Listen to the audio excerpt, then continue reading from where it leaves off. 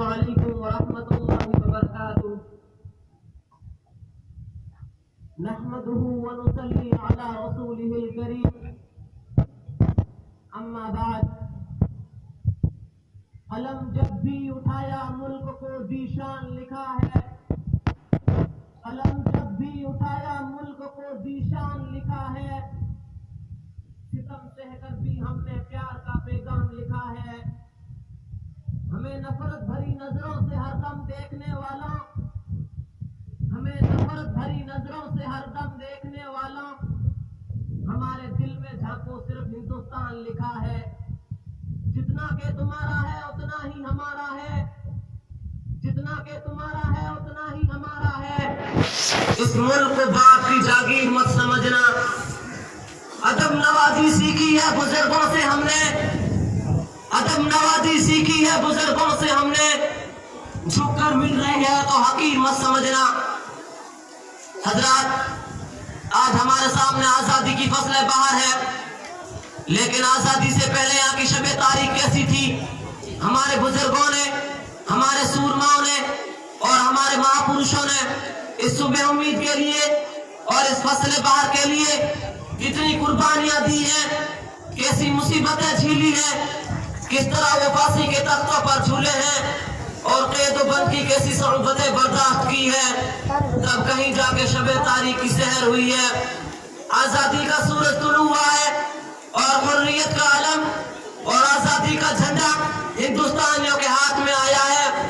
آزادی کے اس 74 سالہ جشن کے موقع پر ہم اپنی سرگزشت کو یاد نہیں رکھیں گے اور ہم اپنے بزرگوں اور مہاپروشوں کو یاد نہیں رکھیں گے تو ہمیں لائق نہیں نالائق اولاد کہا جائے گا اور دوستوں ماضی کو بھول کر جو قوم مستقبل کا سفر کرتی ہے اس کا سفر صحیح سمت میں جاری نہیں رہ سکتا حضرات ہندوستان کی جنگ آزادی میں ہر مذہب و ملت کے لوگ شانہ باشانہ شامل رہے اور سب کی باہمی کوششوں اور قربانیوں سے ہم کو آزادی حاصل ہوئی اور جنگ آزادی کی تاریخ مکمل ہوئی جنگ آزادی کی یہ تاریخ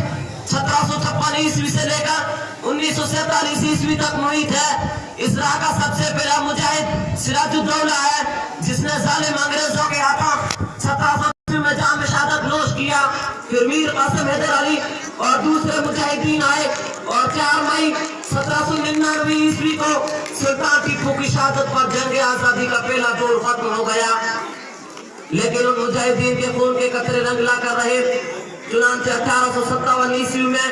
جنگ آزادی کی آگ دوبارہ بھڑک اٹھی لیکن انجام خیر نہیں ہوا بہادر شاہ ظفر قید کیے گئے اور ان کے 3 شہزادوں کو گولی مار دی گئی دہلی کے گلی کوچوں میں پھانسیاں لٹکائی گئی اور صرف دہلی میں 24,000 نوجوانوں کو سولی پر لٹکایا گیا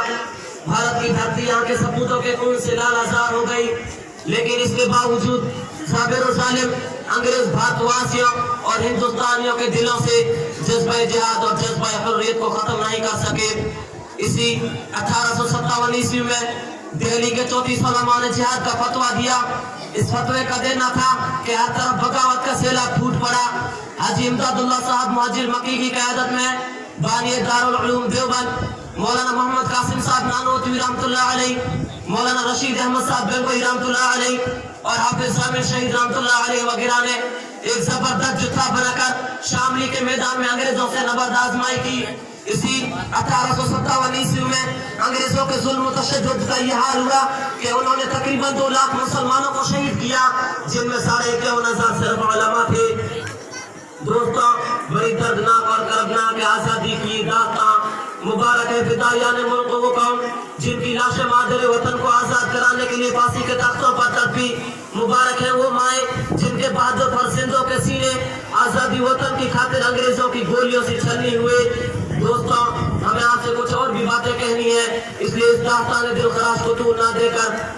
خاص کر آج کے دن ہیرو ڈاکٹر بھیم راؤ امبیڈکر مہاتما گاندھی پنڈت جواہر لال نہرو مولانا ابوالکلام آزاد شیخ الہند مولانا محمود الحسن مولانا حفظ الرحمان سیواروی سردار بھگت سنگھ ولبھ بھائی پٹیل نیتا جی سبھاش چندر بوس مولانا محمد علی جوہر مولانا شوکت علی مولانا سید احمد شہید مولانا اسماعیل شہید مولانا حسین احمد مدنی لالا لاجپت رائے رام پرساد بسمل چندر شیکھر آزاد مولانا عبید اللہ سندھی سندھی حکیم اجمل ڈاکٹر سیف الدین کچلو شہید اشفاق اللہ خان اور دیگر تمام مجاہدین آزادی اور سمت سوتنترتا سنگرام سینانی کو میری جبین عقیدت سلام کہتی ہے. ہم اپنی جانب سے اور آپ سب کی جانب سے اپنے ان بزرگوں کو اپنے ان مہاپرشوں کو عقیدت و محبت کا نذرانہ پیش کرتے ہوئے عرض کرتے ہیں. اے شہیدان وطن بے مثل معمار وطن، اے شہید مولانا حسین احمد مدنی، لالا لاجپت رائے، رام پرساد بسمل، چندر شیکھر آزاد، مولانا عبید اللہ سندھی، حکیم اجمل، ڈاکٹر سیف الدین کچلو، شہید اشفاق اللہ خان اور دیگر تمام مجاہدین آزادی اور سمت سوتنترتا سنگرام سینانی کو میری جبین عقیدت سلام کہتی ہے. ہم اپنی جانب سے اور آپ سب کی جانب سے اپنے ان بزرگوں کو اپنے ان مہاپرشوں کو عقیدت و محبت کا نذرانہ پیش کرتے ہوئے عرض کرتے ہیں. اے شہیدان وطن بے مثل معمار وطن، اے شہیدان وطن بے مثل معمار وطن، تم نے اونچا کر دیا پودے کے معیار وطن. لو وطن کے ذرے ذرے سے مبارکباد دیا، لو وطن کے ذرے ذرے سے مبارکباد دیا. اے فدائیان وطن تم ہو وفادار وطن. آج کا یہ دن یعنی 26 جنوری کو ہمارے ملک ہندوستان کی تاریخ میں ایک خاص اہمیت حاصل ہے، کیونکہ یہ وہی دن ہے جس میں اس ملک کے باشندوں کو جمہوری نظام عطا کیا گیا. اسی کی روشنی میں بلا تفریق مذہب و ملت، ذات پات، رنگ و نسل، ملک کے ہر شہری کو برابری کے حقوق حاصل ہے.